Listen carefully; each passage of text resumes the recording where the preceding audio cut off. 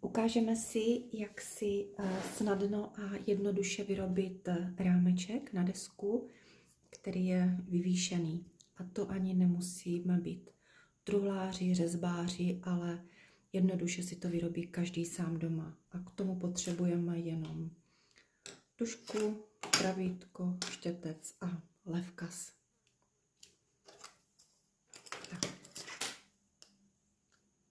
Narysujeme si rámeček, jak chceme široký. Já jsem tam měla v tomto případě 1,7 cm. A tady jsem si vyrobila takovou mističku z alobalu a v ní mám levkaz. Používejte levkaz podle mého receptu, který mám v jiném videu. No, na této desce máme už všechny vrstvy levkazu. Normálně by ta deska byla připravená k broušení, ale my ještě pokračujeme dál a vyrobíme si rámeček.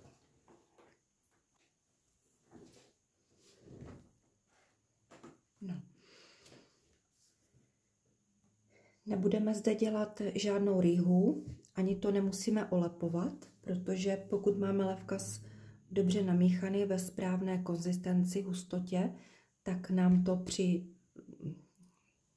menší vrstvě nebude stékat. Kdyby jsme dali vysokou vrstvu, tak by to mohlo stékat, ale to by ani nebylo dobré, protože by to popraskalo. Takže budeme si nabírat na štěteček. Já mám štětec 3. A musím si to dobře vidět. A nabíráme a jdeme až do konce, až do těch rohů pěkně a opravdu se nebojte, když je to dobrý, tak to nestýká.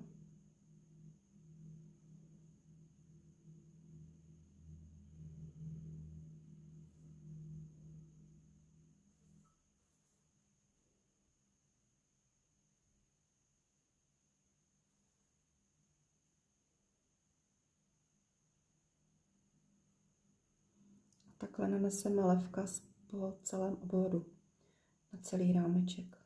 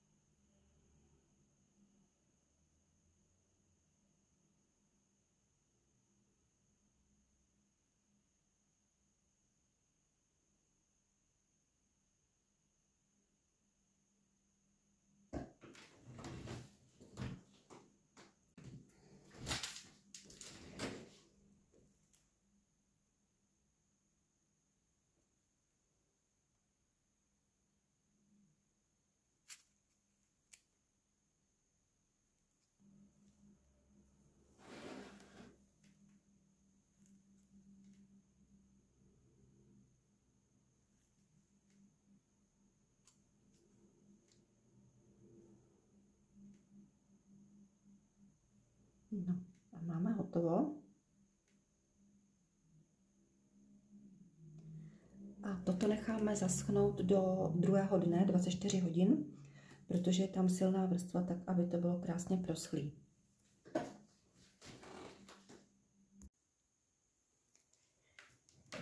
Nyní jsme ve fázi druhé části. 24 hodin nám první vrstva schnula a teď začneme nanášet druhou vrstvu. Zkusím to ukázat zblízka. Vidíte, jak je to už krásné, ale ještě dáme jednu vrstvičku.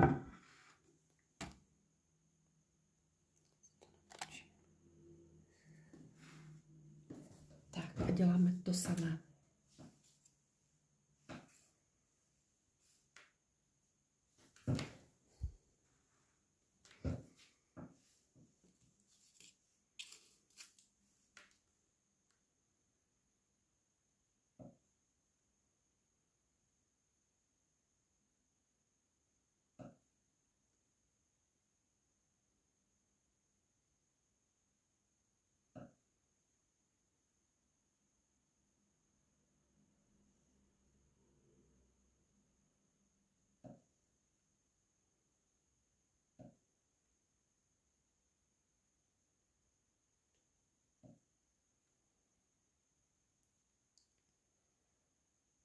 naneseme opět na celý rámeček, na celý obvod a necháme zase schnout 24 hodin. Když už máme druhou vrstvu zaschlou, tak vidíte, že ono to asi nebude úplně vidět, ale to takhle přiblížím, že máme krásný rámeček, je opravdu nádherný, tak my si to už jenom doladíme, že dáme ještě jednu vrstvičku přes celé, levkasu samozřejmě.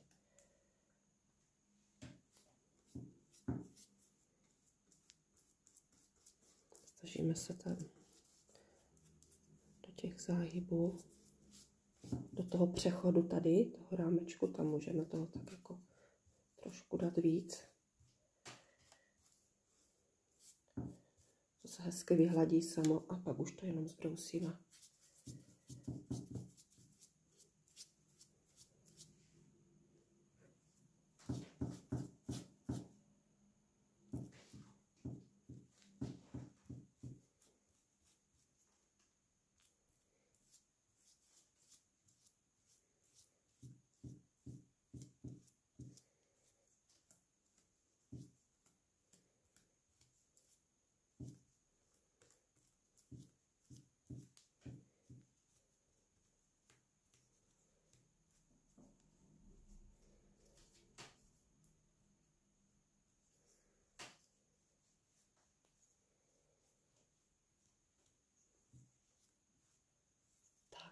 A necháme zaschnout třeba půl dne a pak už budeme brousit.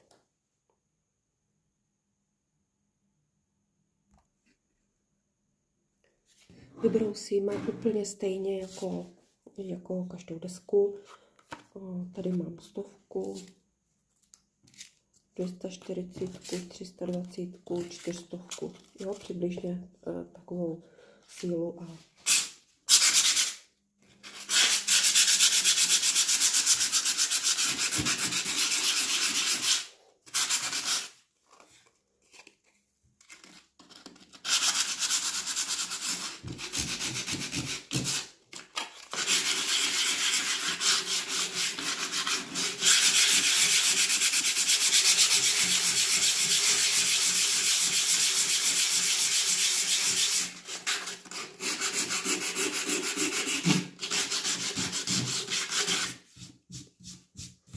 vidíte, jak je to krásné, jak se to brousí.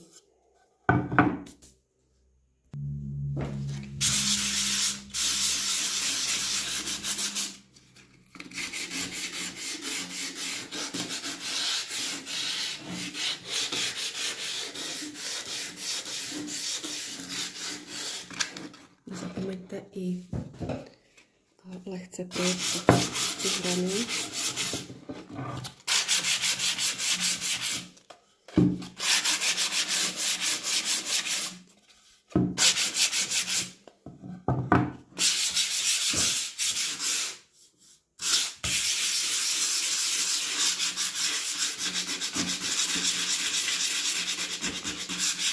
Pořád mám 100.